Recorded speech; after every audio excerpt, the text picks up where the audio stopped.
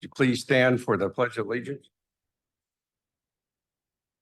I pledge allegiance to the flag of the United States of America, to the republic for which it stands, one nation, under God, indivisible, liberty and justice for all. So be it.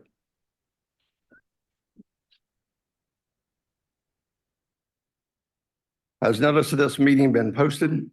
I certify that it has been posted in accordance with the law. All righty. Any public comments?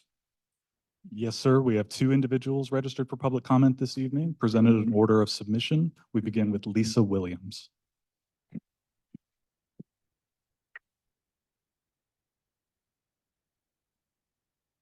Hello.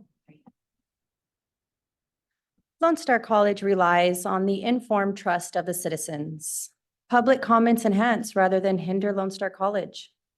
My professor told me not to order through the Academos online bookstore because the books will not arrive in time.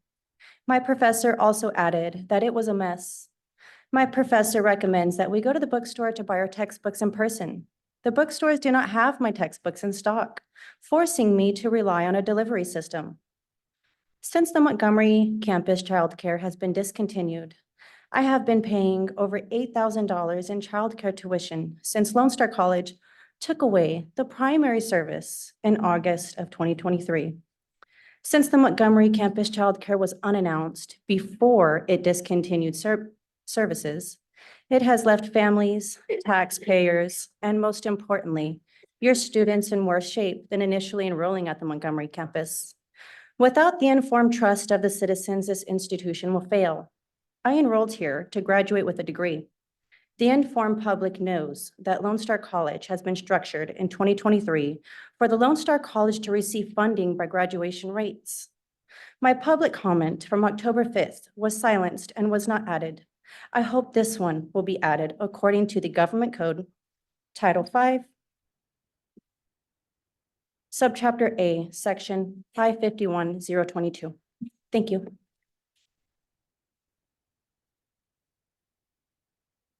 Next. Next, we have Vanessa Williams.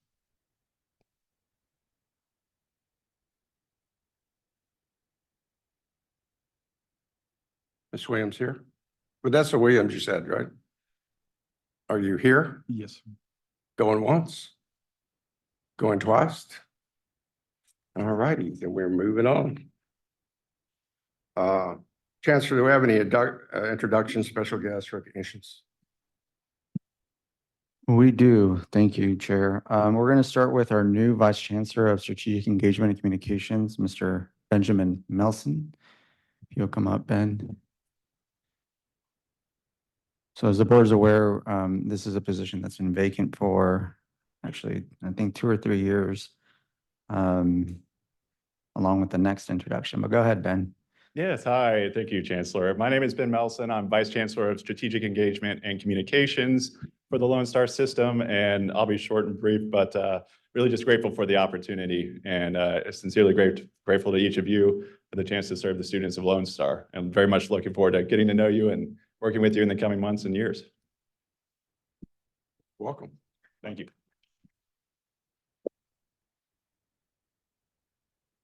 Then we have a new CIO. Her name is Chris Williams.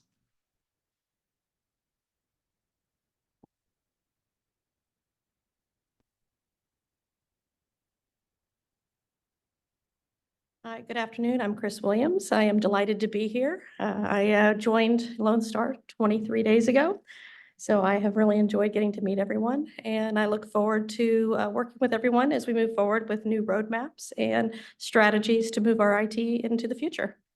Thank you. Welcome.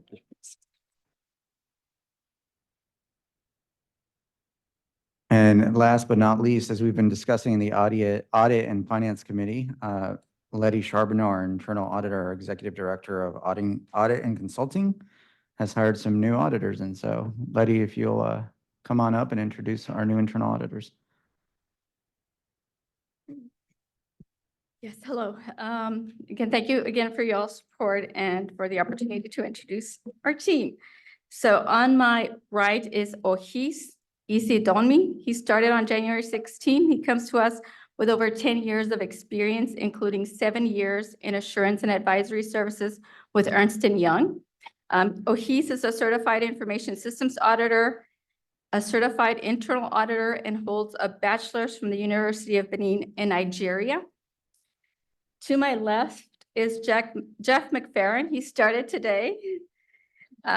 He, what a day to, what a way to start, right? So he comes to us from PricewaterhouseCoopers, where he was part of the Houston Assurance practice for 5 years.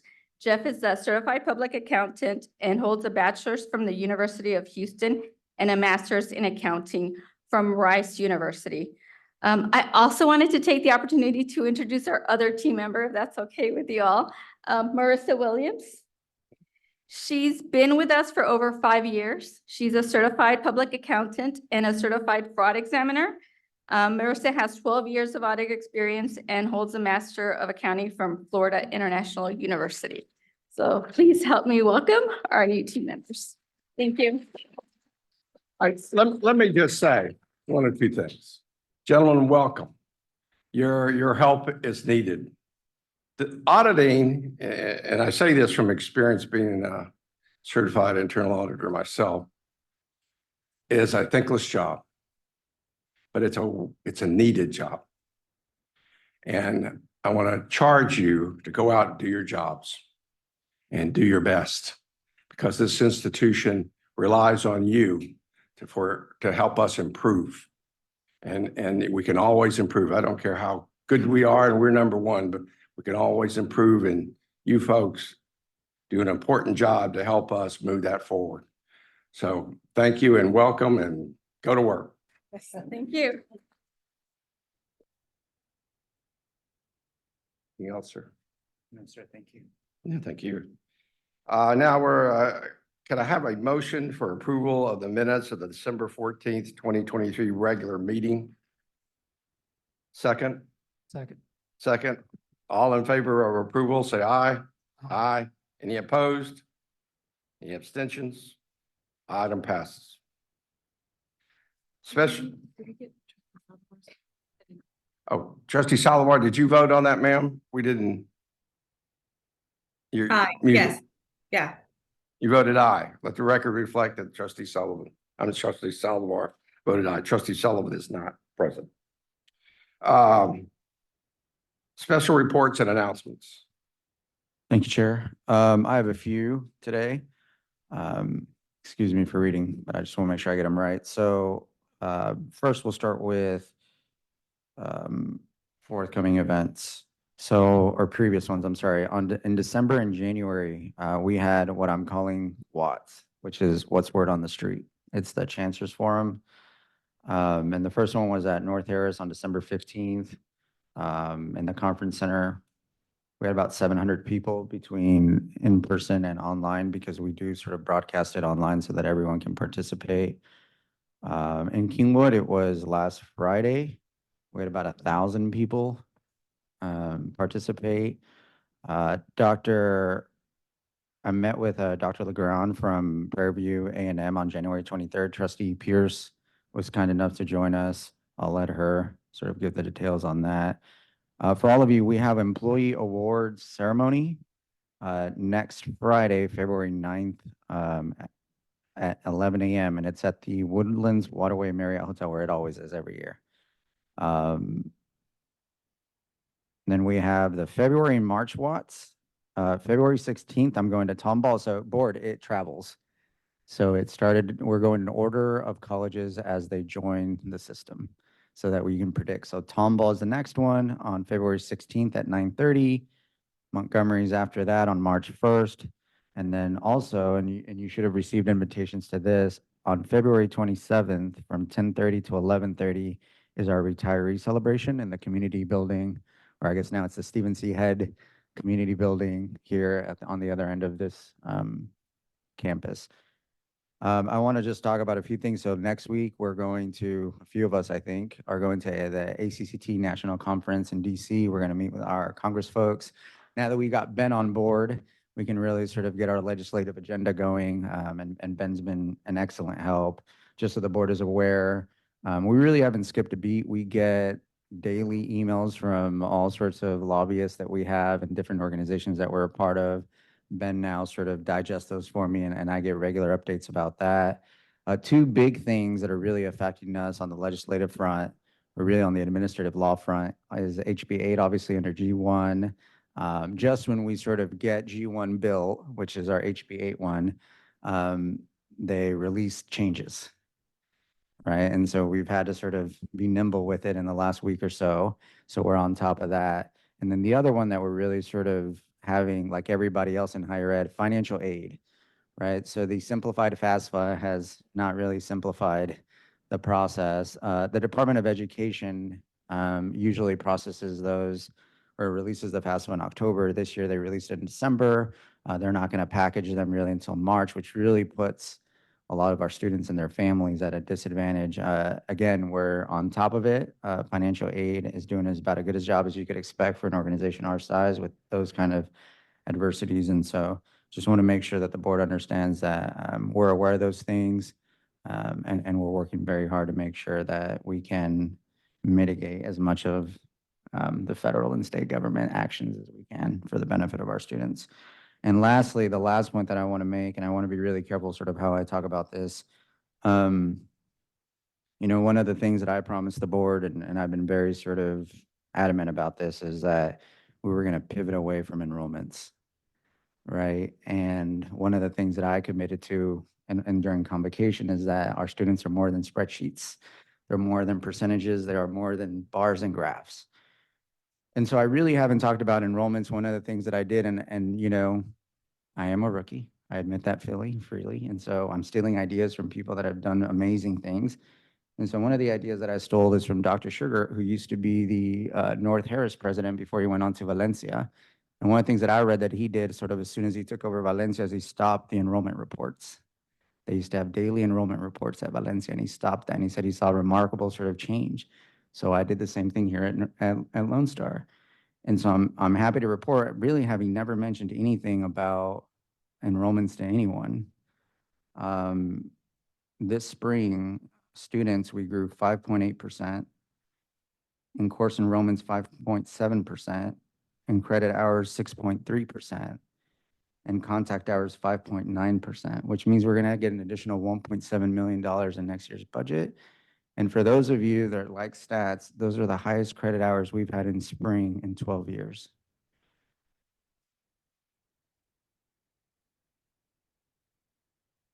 And so the last thing that I want to tell you is to sort of put that in context. So I yearn for the day that on the agenda it says that, you know, chancellor's campus visits are noteworthy.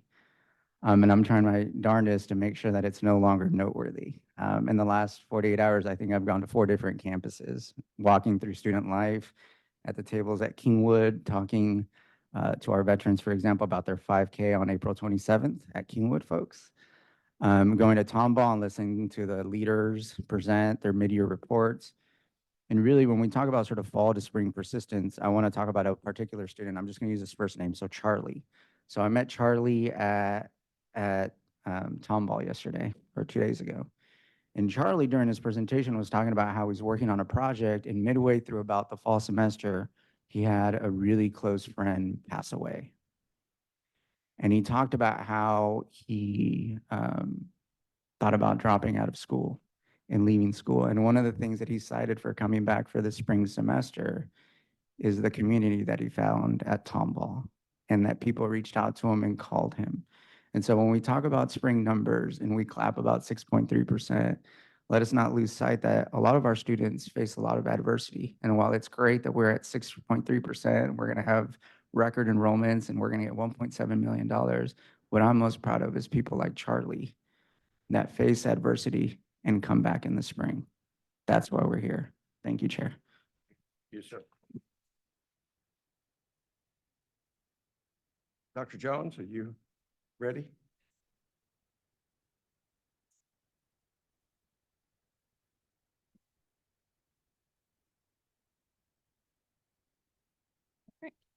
Good evening, trustees, Chair Stoma, and Chancellor Castillo.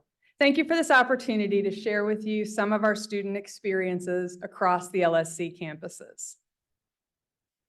Texas has recognized the importance of dual credit to reaching state targets for an educated workforce, including the recent inclusion of community college funding for dual credit students who have completed 15 semester credit hours.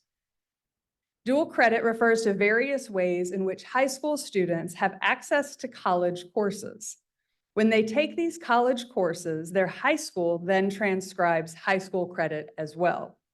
We'll discuss the different models at LSC in a moment, but the programs you see listed are specific ways in which dual credit supports credential completion, as well as reaching over 900 homeschool students in our area each year.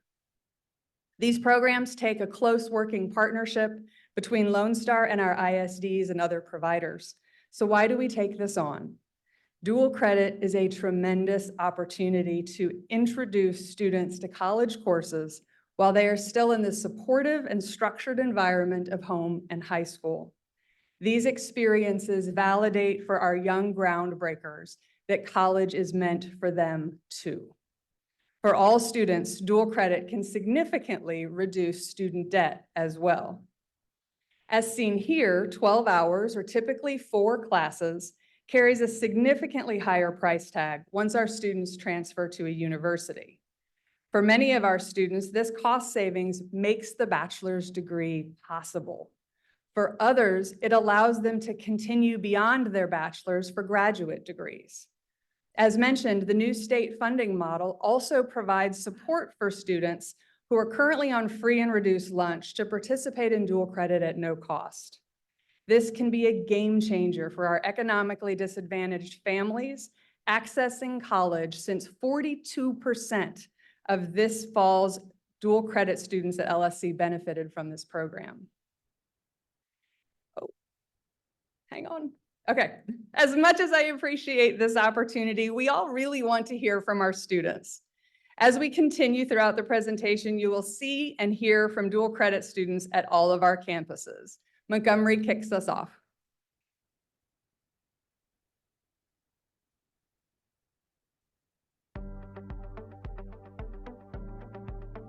With dual credit, I love how I can just like take the class, and as long as I keep up with my grades, I can still get college credit. You know, I want to be prepared for college, and I wanted to have that availability while also the price not being an issue necessarily, because upwards I've saved $20,000. Dual credit, I mean, it's helped prepare me for college. It's kind of a step above the honors and levels classes.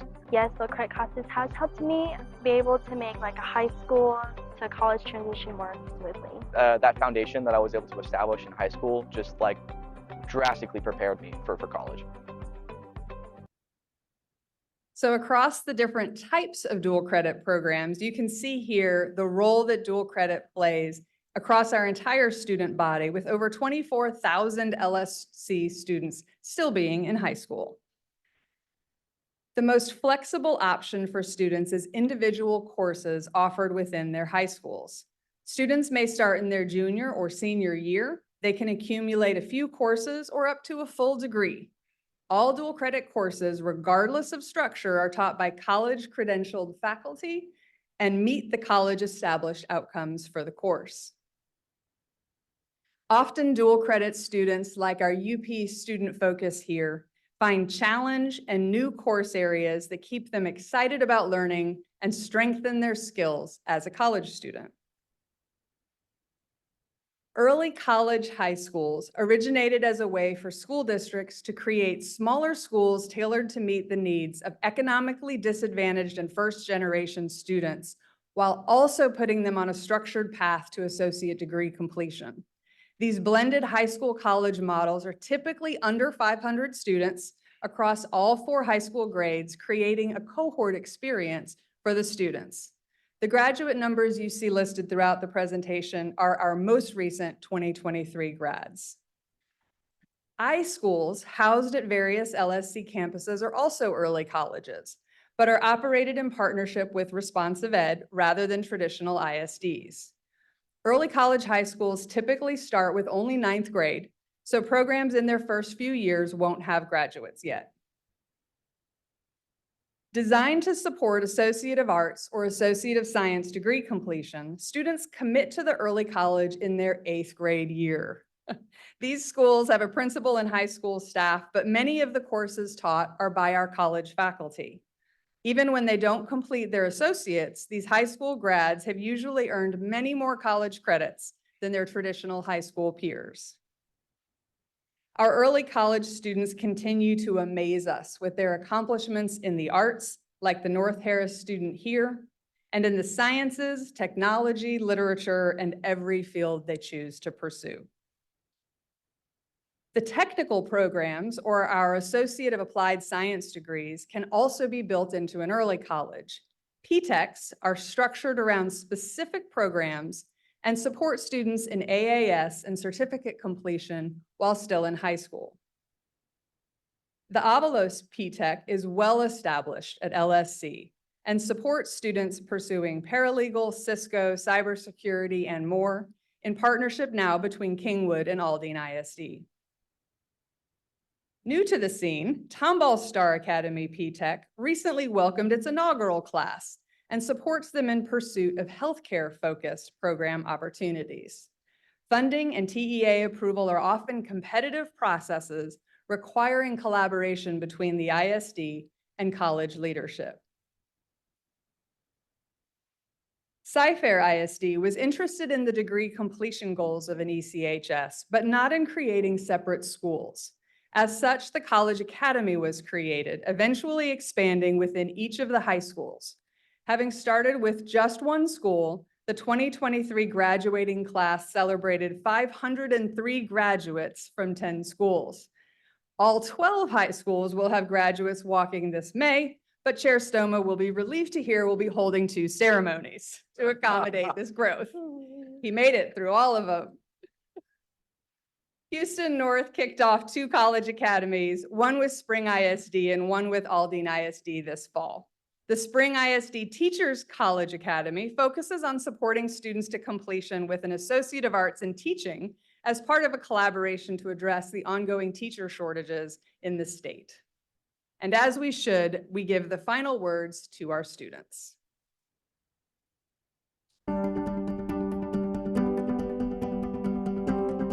As your education station, we love to spotlight incredible stories about graduates in the Houston area. Well, tonight, a local teen is achieving big things. She's about to graduate from high school, has an associate's degree, and is getting ready to head to Stanford. And she says it's all thanks to a program at Lone Star College. Reporter Maria Aguilera shares her story.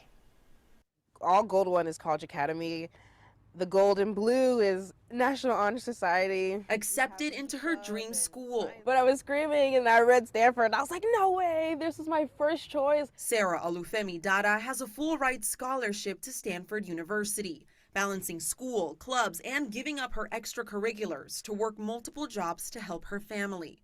She says it has certainly paid off, recently graduating with her associate's degree from Lone Star College Sci-Fair as she's set to graduate high school next week. It's a program called College Academy. Because I knew I wanted to be great, and though I couldn't be great in my instrument or my sport, I knew at least with academics I could do something.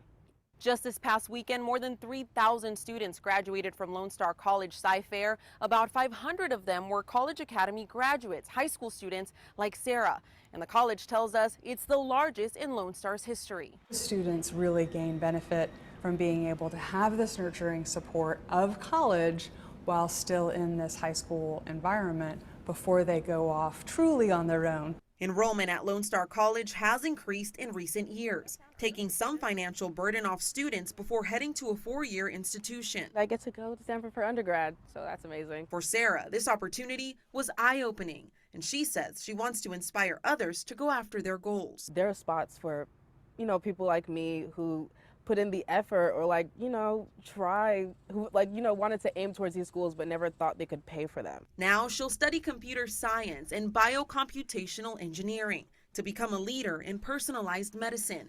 And she doesn't have to pay anything. I kind of just stop and think sometimes and I'm just like, I really did it. Oh my goodness. And when it comes to what motivated her to accomplish so much? For my family, for my siblings specifically. In Cyprus, Maria Aguilera, KHOU 11 News. Thank you very much. Well done.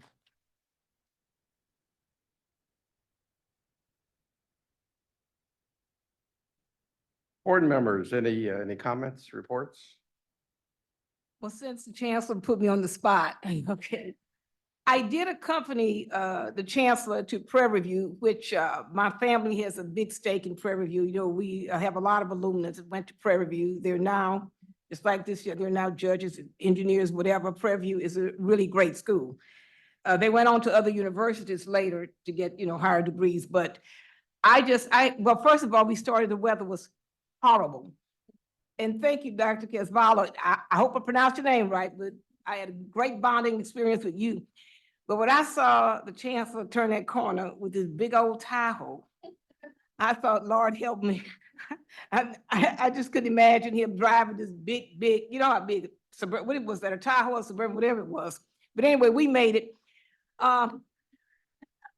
We did. He's a good driver, believe it or not. I was just skeptical, so coming back, I said, Chancellor, have you ever driven this before? He said, no, this is my first time. I'm glad I didn't ask him before we started. I was journeying, you know, I didn't ask him. But anyway, he did a great job. I just was a little skittish. And Dr. Casvallo put me in the front seat. I know why she did that, because the weather was bad. Well, when we got to the meeting, I must admit, I have never seen a college president of a HBCU and the chancellor so driven. Very serious, very on point, very focused, both of them. They kind of lost me because, I mean, they were driven, they were focused, and before we left, meeting dates were set, contacts were made. Dr. Napolis, you were there. Where's Dr. Napolis? Yeah, you were there. And Dr. Smith, right? Okay, I'm correct. But anyway, it was a great meeting. It made me feel at home because, you know, I have, you know, a lot, like I said, you know, Prairie View is dear to me. And in that Tomball area, I guess that Cypress area, there are a lot of, I want to say, alumnus of Prairie View, alumni, they're there. And I see a great partnership. I didn't know we went as far back as 25 years. I think that's what they said. This was started 25 years ago. I was elated and I came back on fire as I spoke to Trustee Wilson. And Trustee Wilson said she had been playing up Prairie View herself. She said, you know, I encourage a lot of students to go to PV. I think this is amazing. And I'm just happy to be part of this. And I did tell Dr. LeGrand that, listen, I am an advocate. I can get out in the community. I said, I encourage, you know, because like I said, my family went there undergrad, you know, the only opportunity I had to go to PV, I did go to graduate school at PV. I didn't get a chance to go undergrad. I missed that, you guys, you know, but anyway, I was glad to be there and I hope to be a part of this partnership and be one of your spokespersons, Chancellor, so never leave me out of a meeting. Thank you. Any other reports? Any other board members? Trustee King? Recent article in the LSC Newswatch caught my eye regarding Dr. Gregory Oakes, an English professor at University Park. He wrote a poem called Topography that appeared in two very prestigious publications, Copper Nickel and Poetry Daily. That's very impressive. But added to that, he also has a talent as a painter. And his visual arts paintings right now are on exhibit at University Park. And they will be there through February the 22nd, according to the article. So my congratulations to Dr. Gregory Oakes for his expertise in the fine arts. All right, thank you. Anyone else? All right, we do have special guests from, they are our external auditors from Forbes. Folks, I don't know you from Adam. Could you please identify yourself? Come forward, please.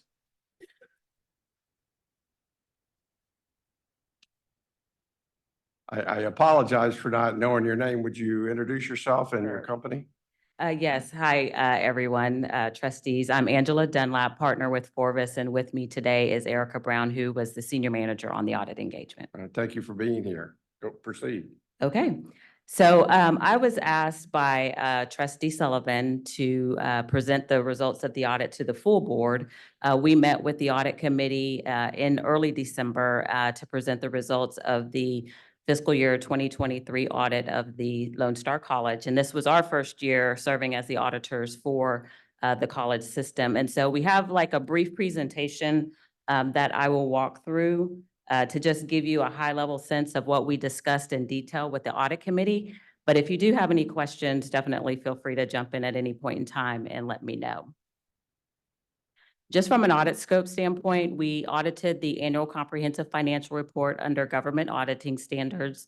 We also performed audit procedures on your federal and state funding under uniform guidance and Texas grant management standards.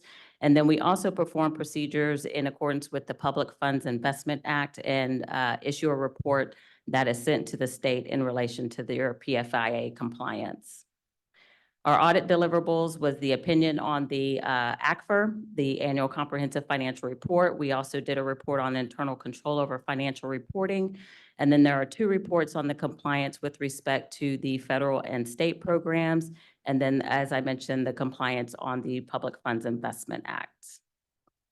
So this is probably the most important slide for you guys' presentation is we issued unmodified or what we call clean opinions on the financial statements of Lone Star, meaning that the financial statements were in accordance with accounting principles and that they were free of material misstatement. We did have an emphasis of matter paragraph this year because of the implementation of GASB 96, which relates to the subscription-based information technology arrangements, or SABITA for short, that was implemented in the current year. And that was not a material implementation, but something that was required by the standards. It's also important to note that we did not have any scope limitations in relation to our audit. That means we were able to talk to whoever we needed to talk to. We were able to look at any documents that we needed to look at in order for us to be able to render our opinion. We didn't have any unresolved audit issues through the course of the audit. We did have one past audit adjustment that I'll talk about a little bit later in the presentation. We did not have any reportable internal control matters. And then I think it's also important, especially in a first-year audit, that we had open and effective communication with management throughout the entire time, from the chancellor to the CFO to the accounting and finance staff. We also do refer to other auditors in the report because the Lone Star College Foundation is part of the report, and they are audited by other auditors. So we do rely on the report of the other auditors for the Lone Star College Foundation. As it relates to the single audit, which is the testing of the federal and state programs, we audited 3 programs this year: the TRIO cluster, the HERF program, and the TEOG program from the state perspective. As it relates to that testing, we did have no findings associated with both of those programs, and we did issue unmodified opinions on compliance. And then we did go in great detail with respect to required communications, but this just gives you a high-level sense of the areas that we discussed with the individuals as part of the audit committee. And then we go into significant accounting policies, which are outlined in the notes to the financial statements. There were no unusual policies or methods that we identified. As it relates to judgments and accounting estimates, that's primarily related to fair value of financial instruments, is the primary estimate that's included in the financial statements. Again, there's note disclosures that are included, and then there were no issues related to the quality of the college's accounting principles. As I mentioned, there were some past adjustments. We had no proposed audit adjustments, but we had one past adjustment as it related to the implementation of GASB 87, which was done in prior year in the 2022 audit. This year, the college entered into an agreement with DebtBook, which is a tool that is used to basically track the accounting for leases and SABITAs. And as a result of basically moving from an Excel-based spreadsheet in the prior year into this tool, there was an adjustment that was needed for the financial statement that should have been recorded in prior year, but was reflected in the 2023 financial statements.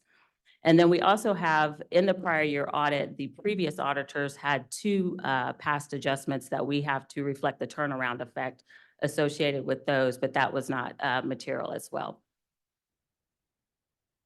And then our last component of other required communications, we did not have any disagreements with management. We were not aware of management consulting with others around accounting or consultation matters.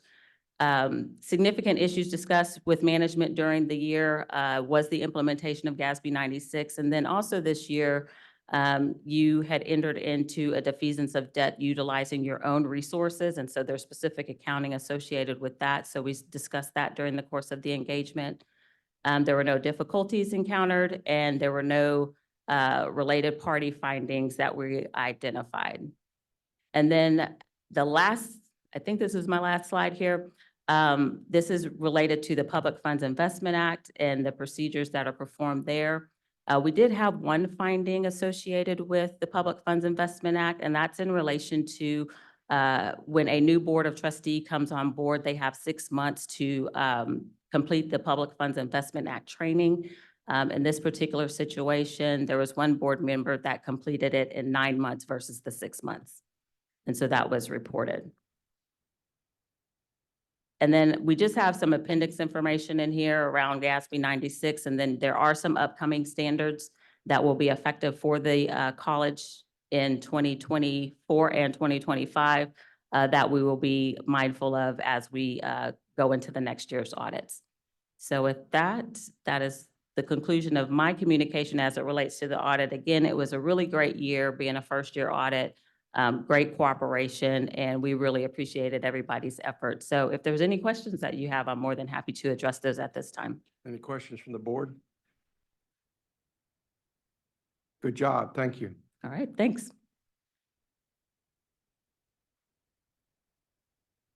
We'll now consider our consent agenda. There are 14 items to consider. Is there any request to pull items for discussion?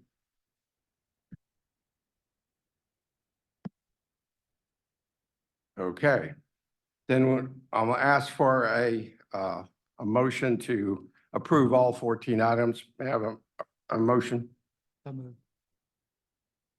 Second. All those in favor say aye. Aye. All those opposed? Any of those opposed? Any abstentions? And the items pass. Thank you. Financial report, Christy, I think you're up, right?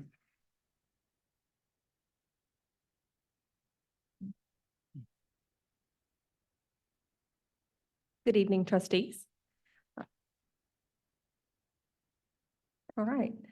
So what you should have on the presentation as well as your packet in front of you is our financial statement reporting month end effective December 31st of 2023.